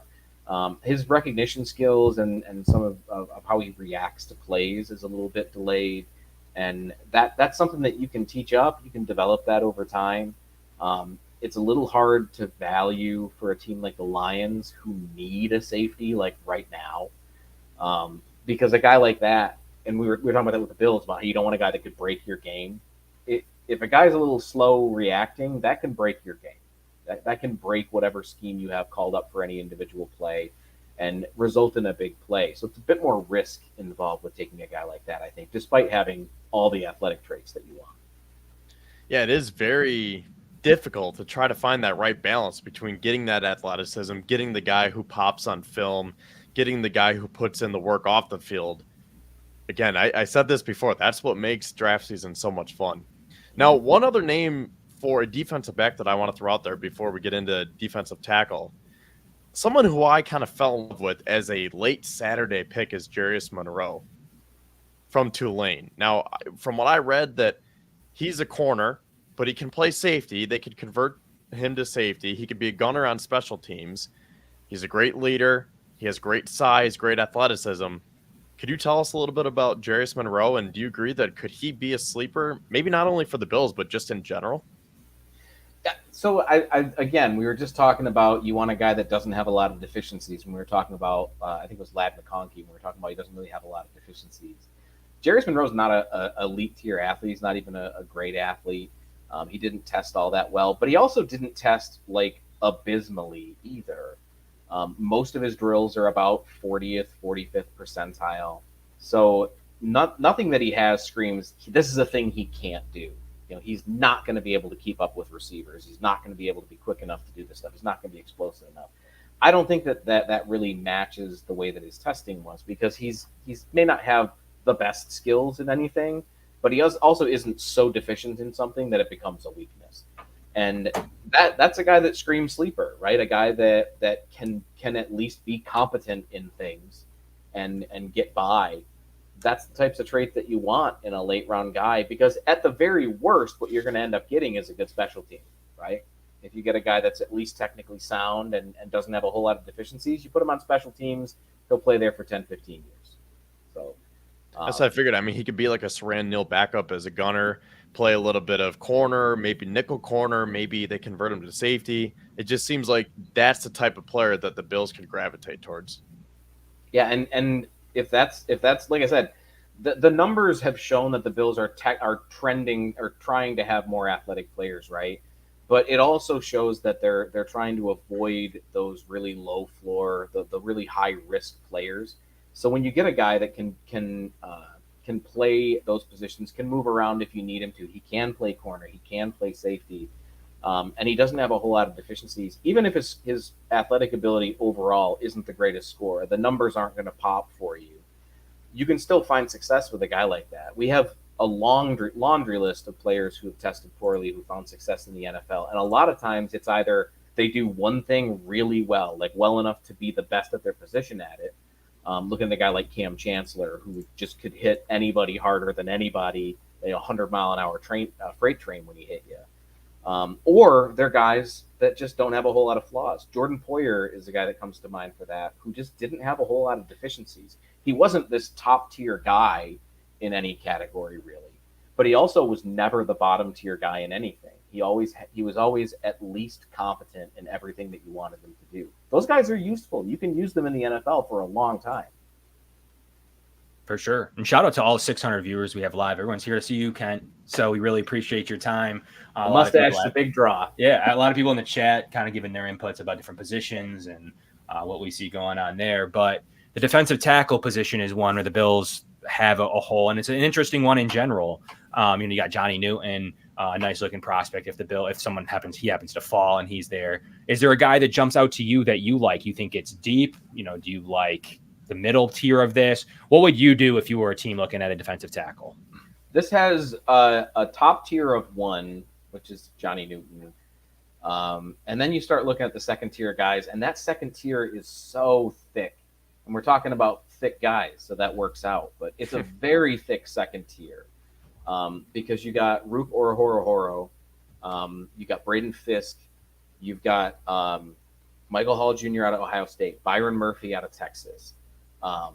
We've got, if he ever gets his head out of his backside, Devondre Sweat for your nose tackle that you want to get out there. McKinley Jackson's another nose tackle that we can get out there.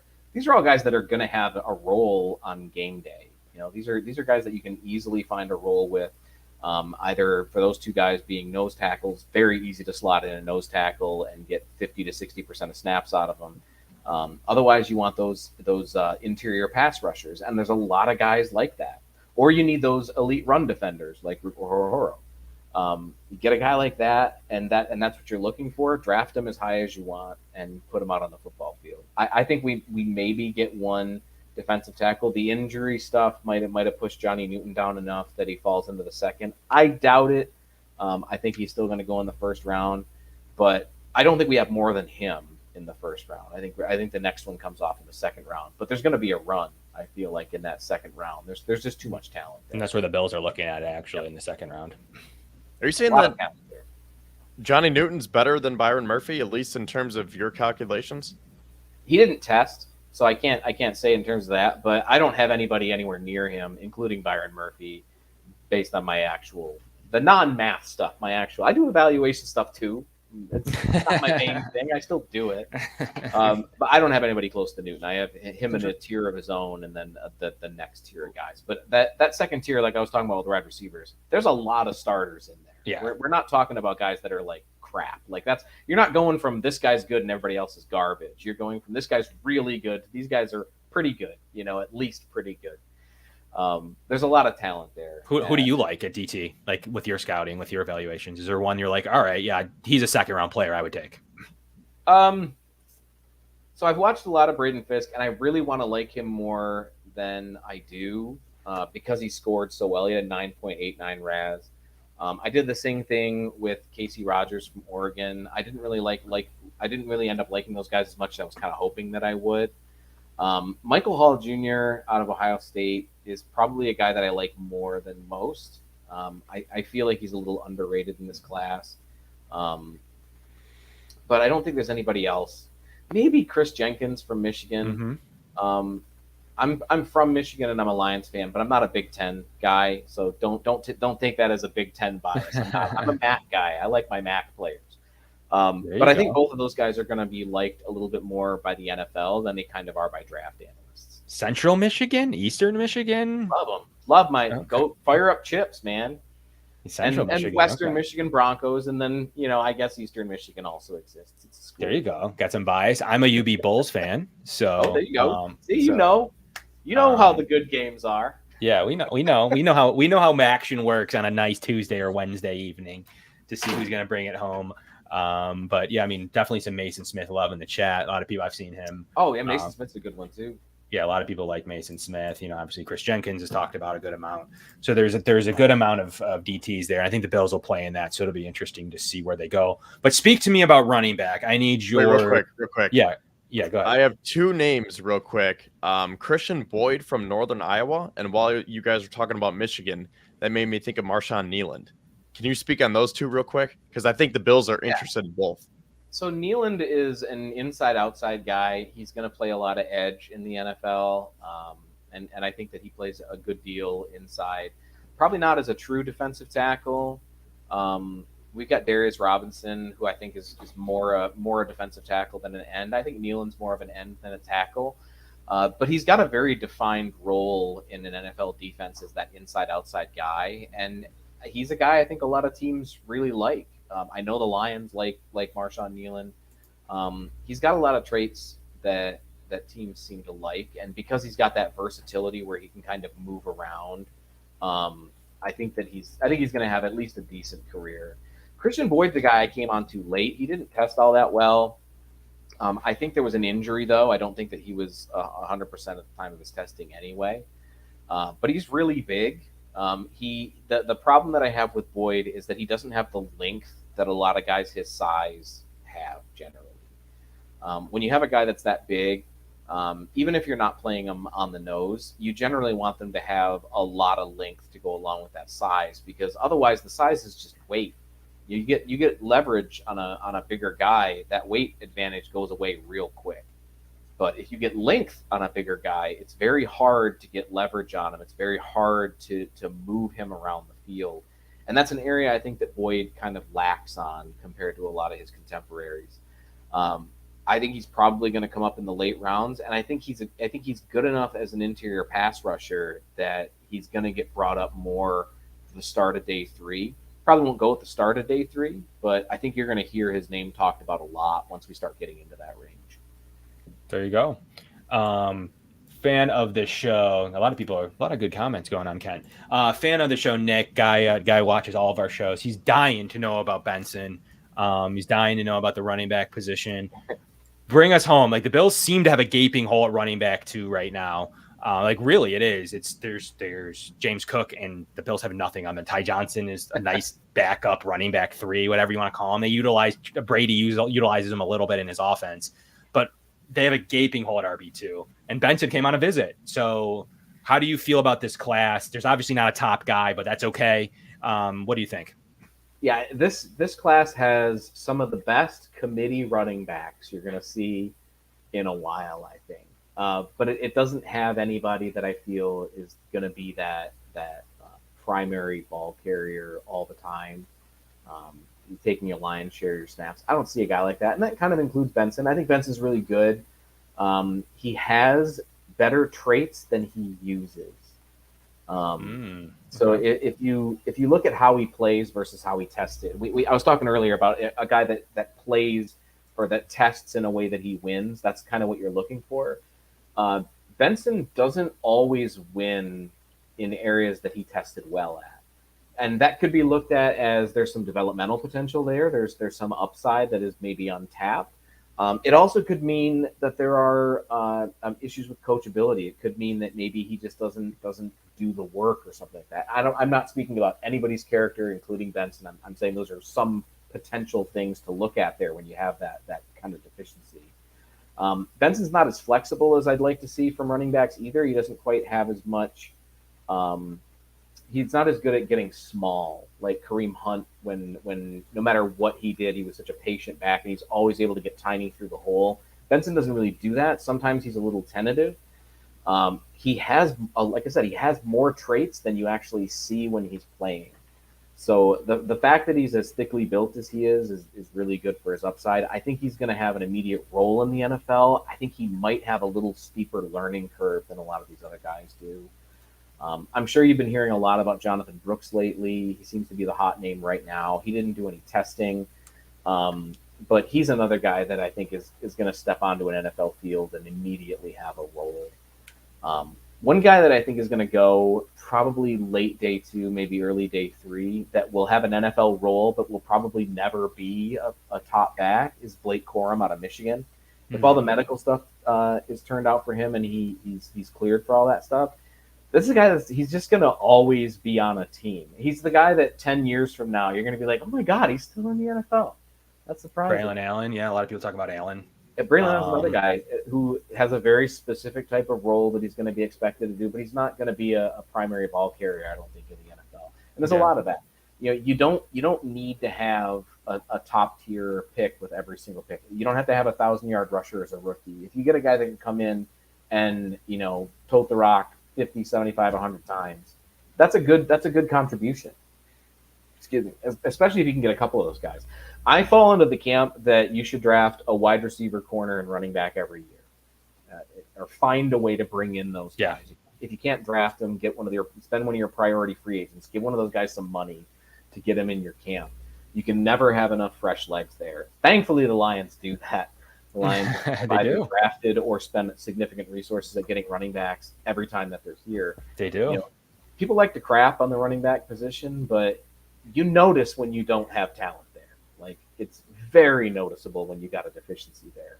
So don't let yourself fall into that. Small school guy out of Troy too, in Vidal, who is one of the best pass blockers ever. They're saying, do you buy that? I never saw him fail a pass blocking rep. I haven't watched enough people to do any of that kind of ever stuff. I mean, I can do the math stuff with testing, but like from a tape perspective, I just haven't watched enough people to make that kind of a claim. If there's people that are making it, though, I mean, I don't have anything to refute it. Now, Ken, I like also at an 8.81 RAS too. So, my final thoughts here on the running back position is what I'm looking for in this RB2 is someone who can not only take the pressure off of James Cook, but Josh Allen, because I think this is a vital part in the Bills offense where you need the thunder to Cook's lightning, right? So James Cook is RB1, but you have to find that Damian Harris / Latavius Murray / Leonard Fournette upgrade, someone to be able to take the pressure off in short yard situations. And the reason why I bring up Josh Allen is because, yes, you don't want Josh Allen taking all those big hits when it's 3rd and 1, 4th and 1. And I mean, we love Josh Allen. He's one of the best at it. So you're probably going to use it. But this player also has to be able to pass block and protect Josh Allen in pass protection. So I think this is a huge spot here for the Bills to find that RB2. And 3 guys who I really like. The first one was brought up already, but Braylon Allen, 6'2", 245 from Wisconsin. Audric Estime from Notre Dame, 5'11", 227. And then my sleeper is Isaiah Davis from South Dakota State, right? Yep. Yeah, South Dakota State, 6'2", 220 pounds. So we're talking about those niche roles and how these guys can probably have that specific role that you were talking about and referencing a couple of minutes ago. So can you speak? I mean, we already talked about Allen a little bit, which that would be fun, Allen to Allen. But can you talk about Estime and Davis? Yeah, so Estime is one of my favorite players in this class from a testing perspective. He ran a 4.71, which is garbage. That's bad. You don't like that.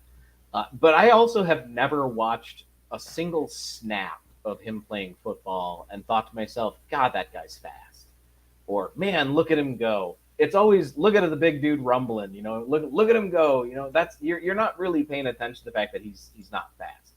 It's a concern that he tested that poorly. But he ran a 4.61 at his pro day, which is a significant improvement and outside of what we would consider a standard difference between somebody who tests at the combine versus their pro day, which is anywhere between 0.05, 0.07. He had 0.1, which is more, which could say maybe he was injured, maybe he was dealing with an illness, maybe there was something else going on at the combine, and the pro day number is a little bit more to it. But that's not fast either. That's still not a fast player. But like you said, you're looking for a guy to fill a role. If that role doesn't need to be fast, then who cares? If I want to get a guy out on the field and I want him to play the Marion Barber role for old people, if anybody remembers Marion the Barbarian, I really don't care if he's not going to break one every game. But if I need 4 yards and he can get me 4 yards, that's valuable to the offense. If I need a guy that can get in pass pro and take a big hit from an end and get in his way to keep Allen from getting killed, I'm fine with that too. I think he's perfect for that kind of play style. I think he fits right into what you were talking about. Isaiah Davis, not quite as much, but he's not a slacker in any of that either. He doesn't have any real deficiencies from an athletic standpoint. He's quite a bit faster than you get in an Estime. But it's not elite speed either. He ran a 4.57, which is fine. It's good for his size, but it's not great speed. But it's good enough, and that's usually plenty. The Lions have David Montgomery as their primary running back, and he doesn't have any like elite athletic trait that really makes him stand out.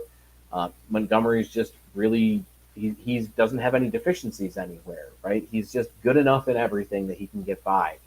Davis is good enough in everything, but better than average in most things. So it's not a deficiency. It's not a huge strength, but it's at least a decent strength for all of those individual areas, which makes it a little bit easier to project from a developmental standpoint. There's a lot of things you can do with a guy like that. Yeah, and that's the thing. Like, I don't need someone to come in and command X amount of carries and have like this blazing speed. That's what James Cook is. So I just want a north to south back who can just go down the field. Like, he doesn't have to put the burners on because that's what you have James Cook. And if you want him, Ty Johnson, because I think Ty Johnson can do a little bit of everything. So if this guy's a little bit slower, okay, because all I need from him is to go get those tough yards. Yeah, exactly. And again, if the guy can do that, it doesn't really matter anything else, like where people have him. You know, one of the big complaints that Lions fans had last year was that they spent such high resources on a running back, but it ended up working, so nobody cared, right? It's going to probably be the same way. As long as the results end up matching, nobody's going to care what you paid for him. So if they do end up taking a guy like that and people start looking at the negatives and trying to dig at those things, again, what matters for your team is not necessarily what matters from a broad draft standpoint. Sometimes you just got to look at what your team needs, because those are the only people that they're drafting for. You're not drafting for the other teams. Do have a question about RAS kind of to wrap us up, and really appreciate all your time. Have you made any weighted adjustments since its inception? Any changes, any fundamental differences, anything along those lines? I take a look at the calculation every year. I've only made a couple of minor tweaks and stuff since 2017. 2017, I made a huge adjustment to the calculation because Byron Jones broke everything. Oh, yeah. He had a broad jump that broke a world record and was, I think, 4 or 5 inches higher than the next highest broad jump. There's a question about weight adjustments. The weighting hasn't changed. The intention from the beginning was to make everything simple. To do that, you want as little explanation as possible. Everything's weighted the same. We use 2 size metrics, and I don't use more than 2 because 2 is what, from what I found from my testing, it causes the least amount of volatility in the testing while providing enough of a difference based on the size to make weighting by size using those scores valuable. But everything is weighted on a, better is better. So even the size ones, which it doesn't sound intuitive to think, oh, bigger means better, but we're testing the athletic ability. We're providing a score. So it's just weighting. So bigger is better is how you do it when you're weighting by size. Because you're not looking for an ideal. You're just looking at how to weight the other scores. So using size as a way to do that is advantageous. But other than changing everything around in 2017, the calculation has largely remained unchanged. I am making changes this off season. They're not super exciting to most people. They will be for me and a few people whose scores are going to jump up significantly. But I'm just changing how I use a hierarchy for which tests are used. I use Combine, and then I use Pro Day, and then the HBCU Combine, CFL Combine, any of their combines and stuff. I do that because those combines tend to not have splits, which doesn't make them as valuable. I can't get as good as scores out of those. Or they're newer. The HBCU Combine's only been around for a couple of years. I don't really think they're quite established enough because a lot of the players that will do testing at both the HBCU Combine and their Pro Day tend to test better at their Pro Day. I actually attended the first HBCU Combine. It was really cool. But I think I still think they're a little bit out before that's going to be like a standard thing. What's really going to be interesting to watch is how the Big 12 had a group Pro Day this year, because it didn't go well, but it went well enough that I think other people might try that next year. So that's going to be the big thing to watch, is like group college Pro Days. I got away from the original question there. I'm pretty sure I answered it though. No, you did. You definitely answered it. It's cool, like, once again, to see what you have going on and kind of how it's developed, and the cards being super popular. And I think you did the color coding right. The system makes sense. So once again, it's over 600, 700 people tuning in live. So definitely, at least in the Bills world, you definitely have some supporters over here from our end of the spectrum, as people. Bean talks about it all the time, whether how much he uses it or not. He talks about his athleticism now and needing to compete with the Chiefs. And how is he going to do that? He's trying to put on the most athletic players on the field. So, like, once again, any final shouts to RAS in general, what you've scouted in general, things to note about this draft, any parting thoughts that you'd have for our viewers? Yeah, so everything that I have is up at ras.football. You can go look up any of the 26,400 or whatever it is players that I have on there right now. There's over 2,200 players for the 2024 draft class alone. All that stuff searchable. All of my research is free. There's no cost associated with any of that stuff. always good to have folks go and interact with my stuff on social medias. I'm trying to break into some of the other social media platforms. I'm on Facebook and Instagram and Threads now, I think. Very small over there because I've done Twitter for 10 years and those for a month. But I would always be grateful if you guys check those out and try to get me a little bit of a bump there. And of course, the Pro Football Network mock draft simulator that I work on, we had a huge update this year where we allow people to do group drafts. I think that's a game changer. I wasn't involved in that particular change. I've been maintaining it for several years now, but that specific change wasn't me. But I'm still very happy for it, and I think that it adds an element to the NFL draft that we haven't really had before. And fans are interacting with the draft so much these days that keeping that discourse going and getting people interested in scouting and talking about player stuff and just having this amount of discourse is one of the greatest achievements that I've had in life or to experience, because it's so much fun talking about football and enjoying the sport with other people. So do whatever you enjoy the sport as much as you can. If my stuff helps do that, I'm very happy for that, and I will gladly talk about it at any opportunity. Yeah, once again, lots of viewers over here. To have a big Facebook following, so everybody follow. What do you on Facebook? Is it under? It's Math Bomb over there too. Okay. I think it's Math Bomb RAS on Instagram. I think I had to do a different one there. Okay. Believe it or not, yeah, we have over 100,000 on Facebook. So anyone head over there, smash the like, because we know you're watching. Everyone tuning into this, and we appreciate Kent's time. Every year that he can make it on is always a fun year. And we're definitely you'll have it from me breaking down RAS as it comes to the Bills come next weekend. So I'll be very interested to see how that all materializes from us. I get like 3 days off. I got 2 more days of scheduling, and then between then and the draft, which is like 3 or 4 days, however long it is, I don't have any work at all. And then the draft happens, and I don't get to sleep for.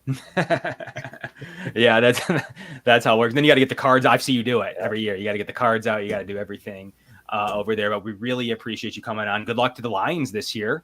We almost getting closer to that Bills Lions Super Bowl. We're getting very close to that. I've predicted the Browns and the Lions as a joke for decades, and then it's gotten fairly close to almost being a thing. The Bills being an opponent in the Super Bowl, that would be just as awesome. I would love to see that, because regardless of who wins, football wins. Because either the Lions win a Super Bowl or the Bills finally get theirs, right? So there's no losers in that scenario. What we need is a Bills, Browns, Lions, Vikings. Right? Oh, God, yeah. Championship. That would be awesome. But yeah. I think a Bills-Lions Super Bowl would be the most polite fun that we get to have for any Super Bowl. I don't think any two fan bases going to the Super Bowl for the facing each other in Super Bowl for the first time would have as much fun as the Bills and the Lions. And it would be a good one too. Starved. Oh, it would be a great one. It'd be so much fun. It would be a good game on top. It's not like we're having sitting here 6-3 defensive battles. It would be like years past. It would be a really good game. So shout out to the Lions and what they're doing. Love Monra St. Brown. I love what the Lions offense looks like. It's fascinating. You got the other tight end over there too, with Laporta versus Kincaid. That'll be a fun one to track, hopefully for their careers. So thank you so much, Kent. Get some sleep. And thank you for coming on every year. Appreciate you guys. Have a great one. Yeah, you too. Thanks for coming on. Bye. Always one of our favorite guests that we have every year, Kevin and Kent Lee Platte from the creator and founder of RAS. Yep, and the Rust Belt of Worlds. So, Kevin, what are your takeaways from the great information he was able to give us over an hour and 15 minutes? Well, I am more confident now in my liking of Xavier Legette. There we go. I mean, that's exactly what we were talking about, where I was saying, I don't know if Xavier Worthy is what the Bills want, being 165 pounds. Can he sustain that physicality? Can he play with physicality? Can he sustain those blocks? Another thing, I don't know if we mentioned, those guys might be a little bit more susceptible to injuries as well. And based on what Ken told us, he was saying that he would favor a guy like Xavier Legette, because not only did he test well and does he have that nice RAS score, he also has the size to back it up. So I am more confident now with my pick of Xavier Legette. There you go. Well, we really appreciate everybody tuning in for almost 2 hours here. We got Kent to actually talk about some of our picks. Found out that he creates the rankings on PF on the Pro Football Network mock simulator. So there you have it for that. And next time we speak, we'll be a day away from the draft. So we'll have to talk about that. 1 day away from the draft, and there'll be plenty to talk about at that stage here this time next week. So we're really looking forward to breaking down in depth next week everything Kent had to say for us. And the receivers is going to get hotter. We're going to have to talk about receiver again next week, but we're going to keep it rolling. We're going to keep this thing going. Also, we'll be on for next Saturday. We'll be here for day 3 of the draft, which should be fun, talking about day 3 prospects and really breaking everything down. The Bills have plenty of day 3 picks as it is right now. So 8 day 3 picks. They lost 1 in the Diggs trade. Bean always makes sure he loses our day 3 picks on us. But that's going to be fun. Thank you to our show sponsors, the Summit Center, Larson-Timko, Dave Dengler, and Coughlan's Pub. As always, we love having on our show sponsors here. And obviously, great in the Fredonia area. The Summit Center represents Amherst in the greater Erie County region. So we really appreciate the local support as well. So Kevin, bring us home. What should we be waiting for over the next week to our next show? I don't know. I mean, I don't think much is going to change. Now It's just playing the wait game and just waiting to see what Big Baller Bean has up his sleeve.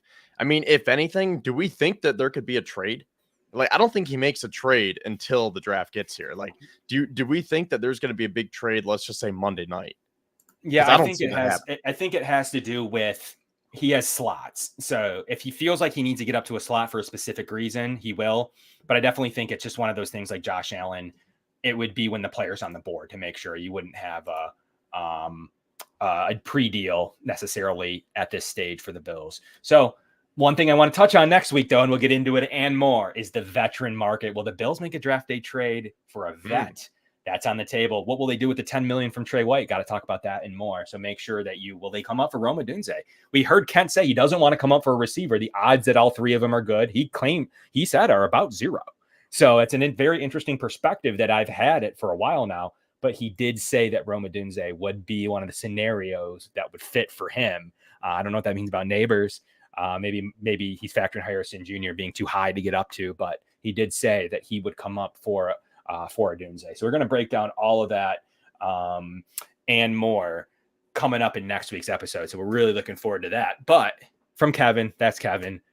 We're the Going Deep Buffalo Show, and we're really looking forward to bringing home the draft next week. And you can catch all of our live draft coverage as well right here on YouTube, Twitter, Facebook, and everywhere. So we really appreciate everybody coming out. Until next week, we're only 8 days from the draft, and it gets more fun from here. We'll talk to you guys soon.